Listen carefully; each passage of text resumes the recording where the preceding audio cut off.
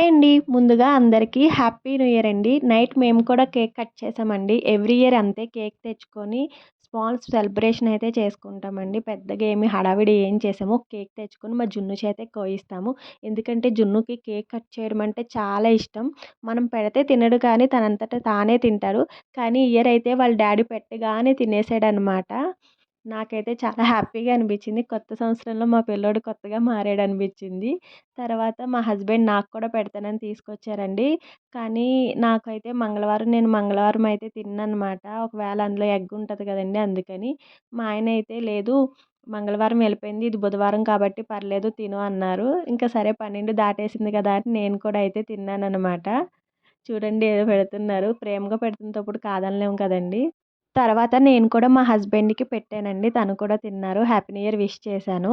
తర్వాత మా బాబుకి కూడా పెట్టాననమాట. చూడండి ఎంత తింటున్నాడో నాకైతే చాలా బాగా అనిపిచ్చింది. ఎందుకంటే వాడికి కేక్ ఇష్టమే. కానీ మేము పెడితే తినడు. వాడంతట వాడే తింటానంటాడు ఎప్పుడూను.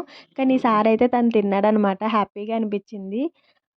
తర్వాతయితే ఆంటీ నేను కలిసి ముగ్గు పెడుతున్నామండి. ఇది స్టార్టింగ్ మా హస్బెండ్ అప్పుడొచ్చి ఫోటో తీశారు. ఇది మా ఇంటి ముందనమాట. చిన్నగా వేశాను నేను హ్యాపీ న్యూ ఇయర్ అని చెప్పేసి. ఇది ముగ్గు కంప్లీట్ అయ్యాక ఇలా ఉందండి. వీడియో నచ్చినట్టయితే లైక్ చేయండి.